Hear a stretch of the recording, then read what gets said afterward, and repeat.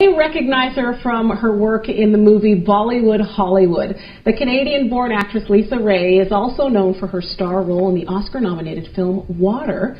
And Lisa joins us this morning to raise awareness of the most important role of her life, which she unfortunately didn't choose.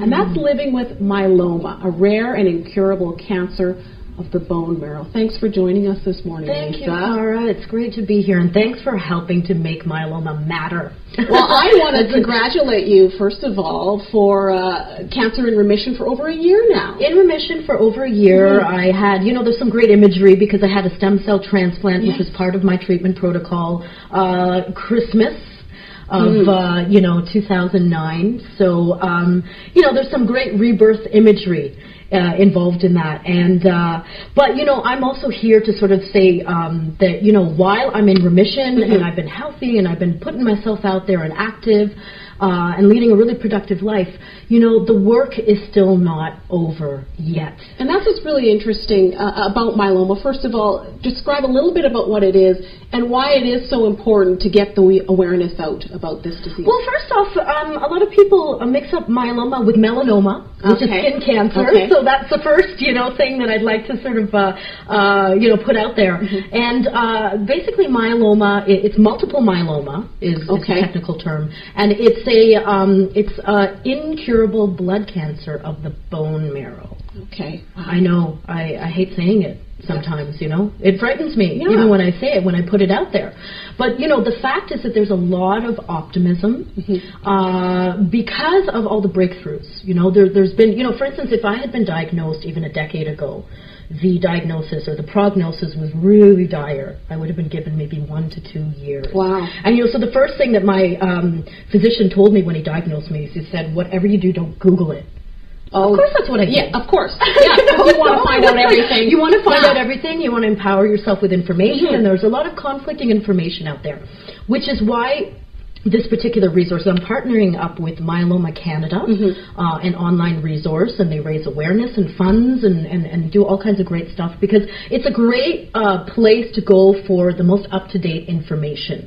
And that's crucial with this kind of disease, which is so confusing. It's confusing and overwhelming enough to be diagnosed. And with it being incurable, obviously lots of work still needs to be done as far as research is concerned. Isn't that like that's such a tricky word, isn't it? Incurable. And yet, again, as I said, because of all of the breakthroughs in terms of drugs and clinical treatments and things like that, like I was personally the recipient of a great relatively new drug, that put me into remission, where I reacted very, very positively. And that's why I'm sitting here today. So it's almost like a celebration. It's a victory tour, but also trying to let everyone know that, while we're coming very close to converting this from a fatal disease to maybe a chronic disease to possibly a cure, something that we can say is cured, we still need to increase awareness. We need the funds, and also I wanted to highlight something which we call the right treatment at the right time, because there is some inequitable access to treatment for these great new breakthroughs across Canada, and that was very eye-opening for me. And again, it's really about increasing people's awareness of this situation. You shouldn't have to your treatment shouldn't be reliable upon the postal code, right? Exactly. Where you live. I really want to ask you quickly, Lisa, this has obviously been a life-changing event for you. How has your life really changed since you've been diagnosed? That's a great question. Significant, obviously. I'm still processing that. I'm still absorbing that. There's so many levels, I think, that you go through. I went through denial for a while because I continued working as if normal for a couple of months, even while I was undergoing treatment. And then there was kind of a crucial turning point where I had a film that was coming out at the Toronto Film Festival. And I was well into my treatment, bloated on steroids, I changed physically. And that brought up all kinds of questions because, even in terms of the profession that I'm in, which is based on what I call this pathology of perfection, or this idea that, celebrities or people that walk down red carpets aren't necessarily touched by, adversity.